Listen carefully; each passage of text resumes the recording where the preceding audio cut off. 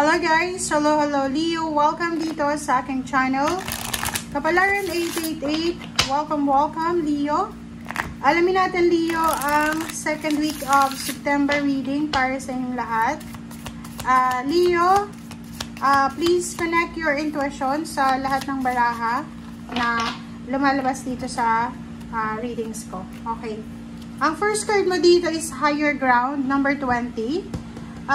Sa linggong ito, Leo, sinasabi ng baraha sa iyo na kailangan mo siguro ng balanse. Okay?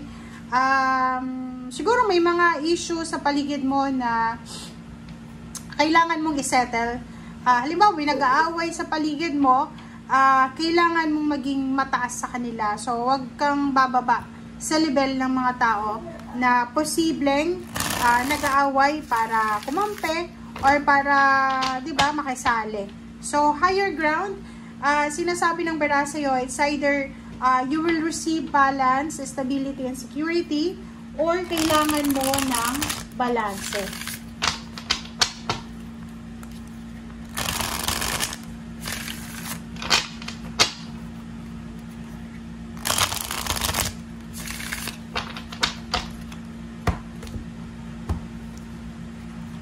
Okay.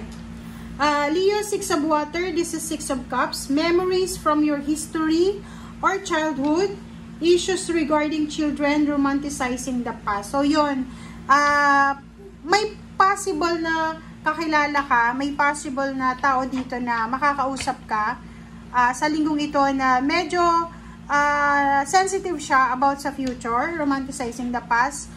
Pwedeng ano to binabalikan niya yung nakaraan. So, or maybe meron sa inyo, Leo, na alalahanin nyo sa linggong ito yung mga nangyari sa nakaraan, especially nung bata ka pa, or nung mga panahon na wala ka pang asawa, or nung mga panahon na nasa ibang lugar ka pa, parang ganun. So, you're reminiscing the past, or you are romanticizing the past. Okay? Pwede din, may mga Leo na posibleng magkakabalikan sila ng mga ex nila. Pwedeng may mga Leo na maiisip nyo yung mga dati nyong karelasyon, or pwede nyong maiisip yung mga dati nyong trabaho, dating lugar na binisita nyo, or basta marami kayong alalahanin, or marami kayong iririminis ngayong buwan na to, especially this week. Okay, so 2 of Wands, 8 of Pentacles, okay, Lovers, King of Cups, and Judgment. So, nakikita ko sir dito, Leo, may kailangan kang pagdesisyonan. You are between two, like for example, between relationship and between job. So, nakikita ko sir dito, Leo, na possible na may mga Leo ditong nag-a-apply kayo na dalawa yung ina-applyan nyo. Na like for example, trabaho, posisyon, or kung ano pa man. So, kung makikita mo dito, etong 2 of Wands na to, sinasabi ng 2 of Wands na kailangan mo daw mamili. Kailangan mong piliin, kailangan mong hanapin kung ano yung talagang interest mo. Diba? Nakikita ko sa'yo dito na hindi mo alam, Leo, sa linggong ito kung ano ba yung bibigyan mo ng focus. If it's your job, or if it's your relationship, or if it's your family. Okay? King of Cups and Judgment. Sinasabi, Leo, ng baraha sa'yo dito na may kailangan ka talagang gawin May decision making ka na kailangan na gawin para sa katahimikan ng iyong pamilya, especially kung ikaw ay may asawa, may karelasyon. Isang napakagandang desisyon ang gagawin mo or maiisip mo sa linggong ito na pwedeng magdala sa karelasyon mo or sa pamilya mo ng sobra-sobrang katahimikan or kaligayahan. Alright.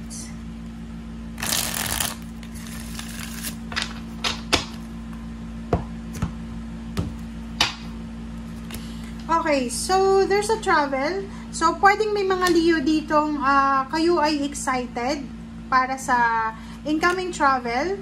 Kayo ay excited para sa pagbili ng sasakyan. Kayo ay excited para sa kung ano man siya na occasion. And Zero the Fool, sinasabi ng baraha sa'yo na this week daw, there's an opportunity coming para sa mga Leo. Okay, congratulations. Sinasabi ng baraha dito, Leo, na grab the opportunity. Kung may pagkakataon kang makapag-travel, makapag-spend time sa family mo, sa love life, or sa kung saan, sino pa man or saan pa man yan, gawin mo na daw. Wag mo nang wag mo nang ihang pa, wag mo nang patagalin pa, especially, sorry guys, sa aircon. Sorry.